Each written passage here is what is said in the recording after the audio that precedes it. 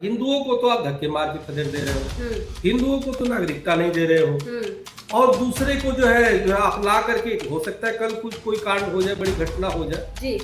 तो हमें लगता है कि चटकारे लेने से अच्छा ये राष्ट्रीय मुद्दा है, गंभीर विषय है। इसका आपने प्रवेश किया गलत तरीके से, ये भी अपराध है, और दूसरी तरफ वो भी अनैतिक अपराध किया कि शादीशुदा होते हुए भी इस तरह से क्या ये मैसेज आएगा कि कहीं ना कहीं निकम्मापन है। यह कहीं ना कहीं जो नेशनल इंटरनेशनल मीडिया है उन्होंने भी कहीं ना कहीं गलती किया है, और इसको हमें लगता है कि जांच को करना चाहिए। इसको चटकारे लेने वाला विषय नहीं है। व्यक्तिगत सीमा हैदर के लिए जो बता रहे हैं लड़की, उसके लिए भी ठीक नहीं है, देश के लिए भी ठीक नहीं है, और हमारे पड़ोसी देश के लिए भी ठीक नहीं है। छोटे बच्चे हैं, हाँ, वो बच्चों के लिए, मान लीजिए बच्चों का ही कुछ हो जाए, कौन जिम्मेदारी लेगा?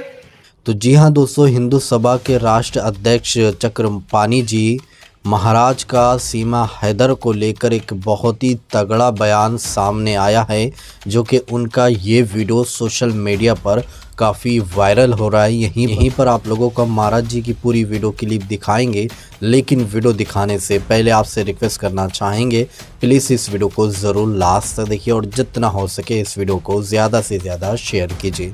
तो दोस्तों, जैसा कि आप सभी जानते हैं कि सीमा भगोड़ी जो 7-8 महीनों से हमारे देश के अंदर इलीगल तरीके से रह रही है, पाकिस्तान से गुलाम हैदर के 4 बच्चे इसने चुरा कर लाए हैं और हमारे देश के अंदर रहकर एंजॉय कर रही है, मौज मस्ती कर रही है।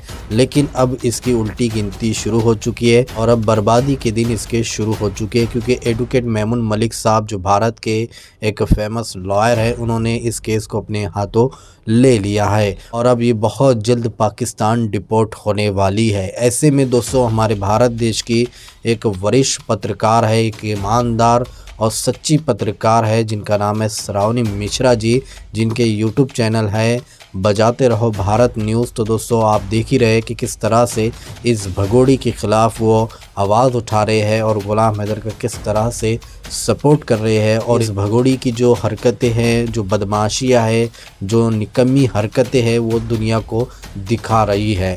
तो श्रावणी मिश्रा जी जो है हिंदू महासभा के जो राष्ट्र अध्यक्ष है चक्रपाणी जी महाराज, उनके पास पहुँचे और सीमा हैदर को लेकर उनसे कई सवाल किए हैं, और साथ साथ महाराज जी ने भारत सरकार, एटीएस, पुलिस पर कई सवालात भी उठाए हैं और डिमांड भी किया है कि भारत सरकार को जल्द से जल्द इस भगोड़ी को यानी पाकिस्तान भेजना चाहिए, क्योंकि ये हमारे देश के लिए खतरा है, कभी भी कुछ भी हमारे देश के अंदर हो सकता है। तो आइए सबसे पहले आप ये वीडियो क्लिप देखिए, फिर आगे हम बात करते हैं। उससे कोई आपत्ति नहीं कर रहे हैं, लेकिन इस पे न पक्ष न विपक्ष किसी ने, न मीडिया ने, किसी ने नहीं उठाई। ये सबसे बड़ा दुर्भाग्यपूर्ण है भाई। कम से कम हमें कोई आए उससे कोई आपत्ति नहीं, कोई महिला आए, पुरुष आए, कोई सनातन का नाम ले, इससे भी कोई आपत्ति नहीं, लेकिन कम से कम उसकी वैधता तो जांच होनी चाहिए। आखिर कौन है, क्या है, उसका उद्देश्य क्या है आने का, तो इसकी जांच बहुत जरूरी है होना। क्योंकि आप कहोगे कि जी वो तो राम नाम जप रहा है, जी वो तो भगवान का नाम, अरे भाई काल नेमी जो था ना, वो साधु के भेष में ही हनुमान जी को बाधित कर रहा था। जी सर। जो काल नेमी आया था वो साधु के भेष में ही बैठ के भजन ही कर रहा था, राम गुण गा रहा था, और बाद में पता चला कि वो उनको जो है अवरोध उत्पन्न कर रहा था कि लक्ष्मण जी की प्राण चली जाए। तो इसलिए इस कई लोग ऐसे आते हैं, और तमाम ऐसे, अभी देखिए हमारे मुस्लिम देश में कई हमारे लोग फंस गए थे, क्या तो ये देश के जासूस है। अरे भाई, हो सकता है कि पाकिस्तान द्वारा प्लांटेड हो, तो आप इसको, हमारी एक राष्ट्रीय सोच होनी चाहिए। एजेंसियों को कम से कम बाद में पछताओ, इसके पहले जरूरी है कि सभी तरह की जांच उनकी होनी चाहिए, क्या कि कौन है, उनका आने का उद्देश्य क्या है। और अगर जो जिस तरीके से मैंने सुना कि शादीशुदा होके वहां से भाग गए और लोग मजे ले रहे हैं, मैं देख रहा हूँ कितनी सस्ती लोकप्रियता लेने में और लोग असैद्धांतिक काम। जी। तो ये बड़ा दुर्भाग्यपूर्ण है। मैं बिल्कुल इसकी जांच होनी चाहिए। और सीमा जी अगर वास्तव में सनातन स्वीकार करती हैं, तो आखिर कैसे स्वीकार किया आपने, क्या किया, उसकी प्रामाणिकता होनी चाहिए। और वो भारत में रहे, भगवान का नाम ले, वो ले, सब कुछ ठीक है, लेकिन मुझे किसी पे भी, लेकिन हिंदुओं से, अपनों से, एक है ना गाना कि अपनों पे सितम, गैरों पे करम। हाँ, हिंदुओं को तो आप धक्के मार के खदेड़ दे रहे हो, हिंदुओं को तो नागरिकता नहीं दे रहे हो, और दूसरे को जो है अपना करके, हो सकता है कल कुछ कोई कांड हो जाए, बड़ी घटना हो जाए जी। है?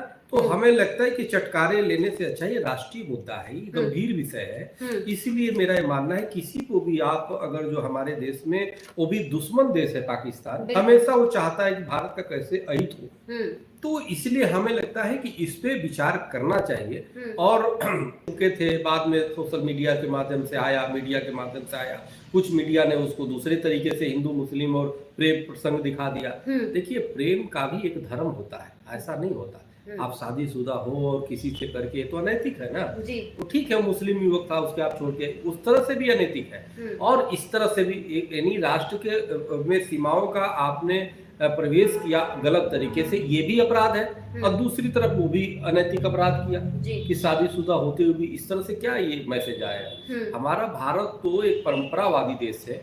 हमारा भारत जो है विश्व गुरु क्यों रहा है? इसलिए रहा है कि हम एक धर्म सम्मत तरीके से चलते हैं। हम गलत को गलत कहते हैं और सही को सही कहते हैं। हम इसीलिए पूरे विश्व का गुरु रहा है, दिशा देने का काम कर रहा है। और हम ही इस तरह से दिशाहीन हो जाए कि गलत चीजों को स्वीकार करने लगे। आपने एक बात भी कही, जिस तरीके से आपने एक एग्जाम्पल दिया, उसी में एक और मैं जोड़ती हूँ कि कसाब भी जब आया था हमारे देश में तो कलावा पहनकर आया था, तो उसके चेहरे पर नहीं लिखा है कि कौन क्या है।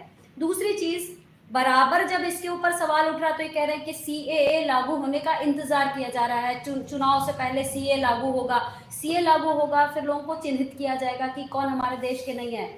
महाराज जी, ये तो साफ जाहिर है कि ये महिला जो है ये बिल्कुल बाहर से आई है, अनैतिक आई है, अवैध घुसी है, तो इलीगल ढूंढने की जरूरत क्या हमें सीए का इंतजार करना पड़ेगा अब इसके लिए? देखिए, ये एजेंसियों की कहीं ना कहीं निकम्मापन है।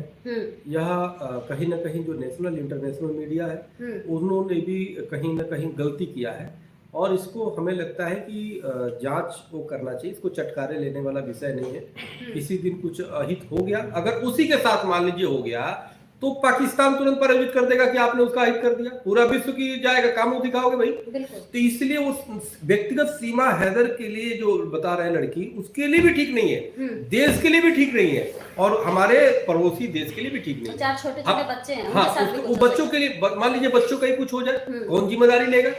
तो इसलिए चटकारे लेने वाला विषय नहीं है। सोशल मीडिया से सिर्फ नहीं चलता सब कुछ। आपको एक सिद्धांत होना चाहिए। हम पड़ोसी देश से क्या, अब देखिए उसने भी तो एक कोई लड़की यहाँ से गई थी ना, क्या आप उस पर बोलोगे भाई?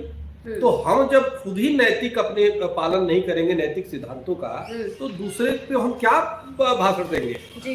पूरे देश में फैल रहा है एक भयंकर रोग, नैतिकता समझा रहे सभी अनैतिक, यही हाल है। तो हम नैतिकता की बात तब तो करें जब हम खुद नैतिक हो जाए। हम ऐसे गलत लोगों को लेकर के, उसकी न जांच हुई, न किसी प्रकार का, उसकी पूरी तरह निष्पक्ष जांच होनी चाहिए, उसकी पूरी तरह से वो करने चाहिए, लीगलाइज होना चाहिए। पाकिस्तान से आप बात करो और उसको या तो पाकिस्तान भेजे जाने चाहिए। और हमें लगता है कि ऐसे कोई आता है तो हमें नहीं लगता कि इस प्रकार से कोई तस्लीमा नसरीन को यहाँ की नागरिकता दिया गया। क्या थी वो? एक सामाजिक क्रांतिकारी थी।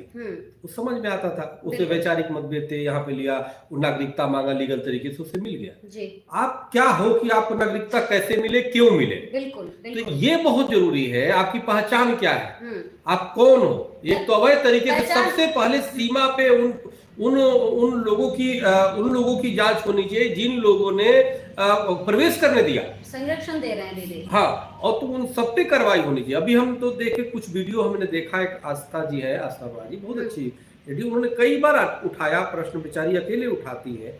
मुझे बड़ा उनके प्रति संपैथी है, हिंदुत्ववादी है, सनातन है, राष्ट्रवादी है।